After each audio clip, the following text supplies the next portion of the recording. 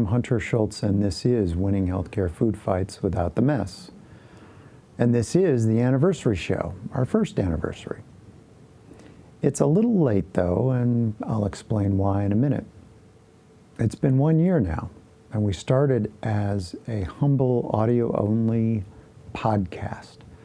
Now, of course, we're doing video. We've tried to improve things over time, and one thing's for sure, I've learned a lot.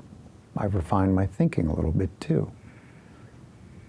I want to say thank you to all the guests who've been on the show. It has been a real pleasure meeting you, rearranging electrons in our Zoom age. I also want to say thank you to the audience, to you, for listening in and watching.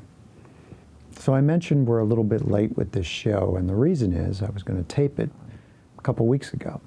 The morning that I was going to tape it, we received a phone call from my wife's father saying that my mother-in-law, she fell and fractured her hip, which meant we dropped everything and we bolted out to the little pueblo in which she grew up, and her parents still have a house.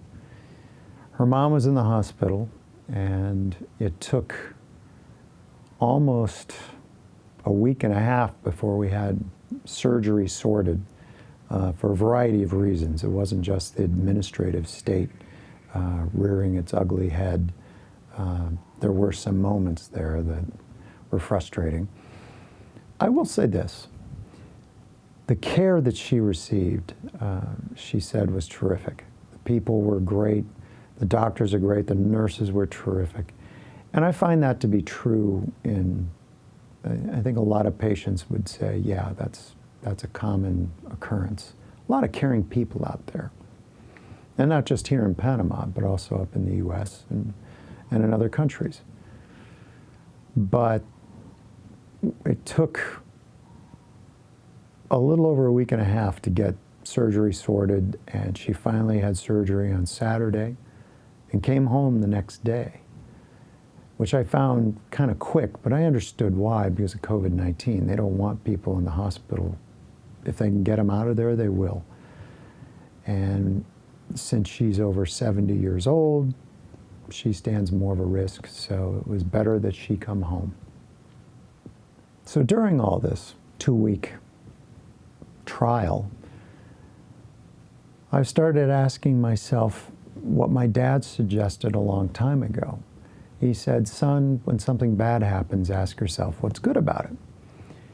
And I said, well, okay, let's see. And one thing did pop into my head. So there is something good about it.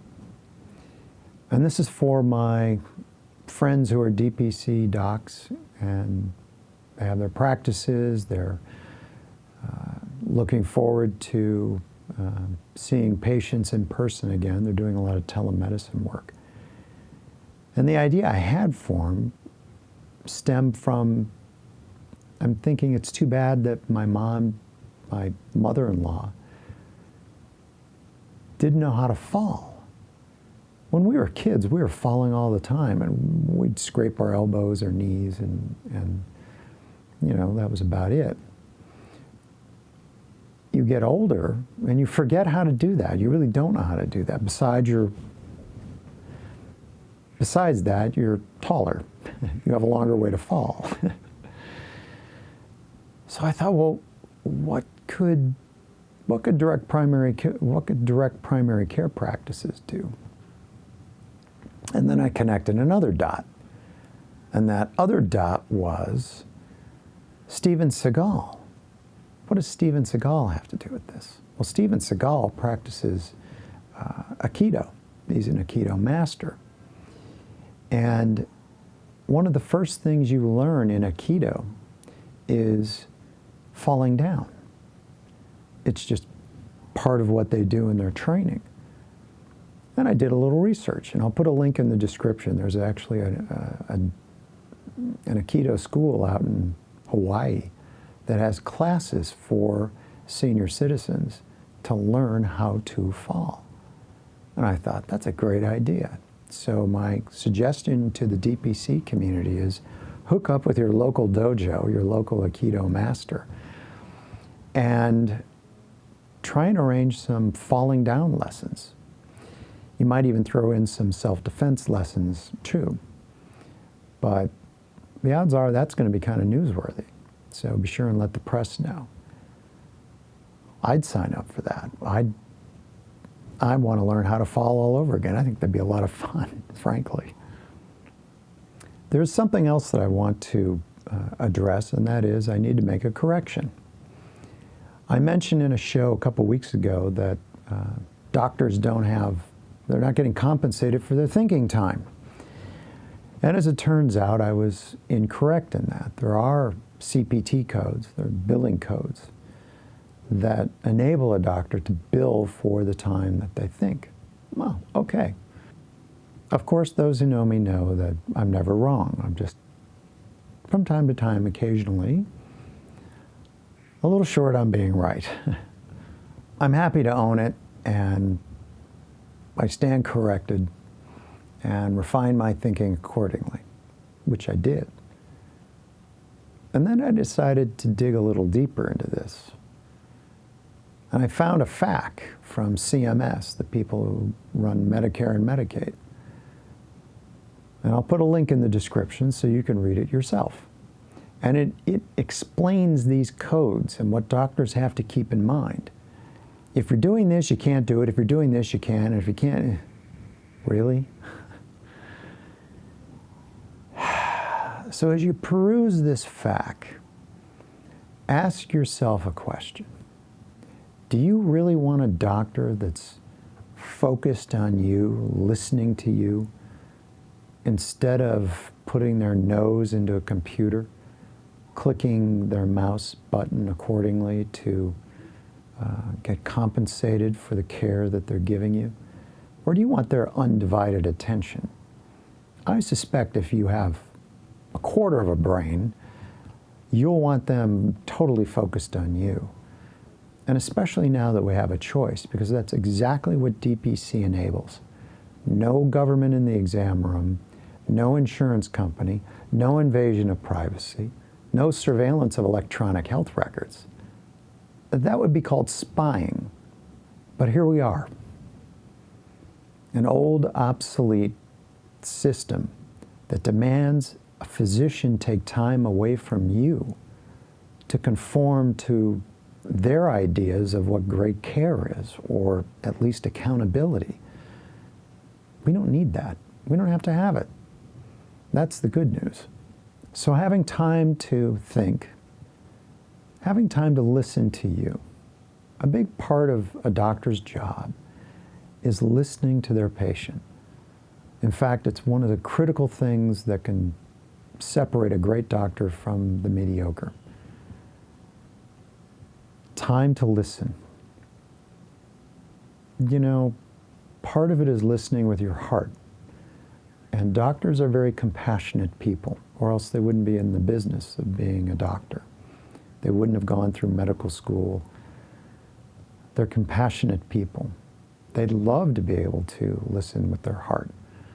You take the word heart, you drop the letter H and the letter T, and you have ear. Lesson learned. But anyone with a MD or a DO after their name, you know, medical experts, unlike the peanut gallery, they'll tell you exactly how they feel about being able to listen to patients, how important it is. The bottom line, get out of the old obsolete system, you know, the one with the codes and all that billing stuff. And yes, contrary to the naysayers, it is a revolution. And in the immortal words of Captain Marco Ramius in The Hunt for Red October, a little revolution now and then is a healthy thing, don't you think?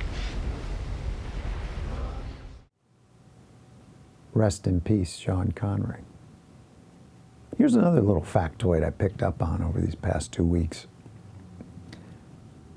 The AMA, the American Medical Association, makes more money from royalties on CPT codes than they do on memberships, doctor memberships. Makes you wonder who they're more concerned with, the CPT codes or the physicians representing the doctors.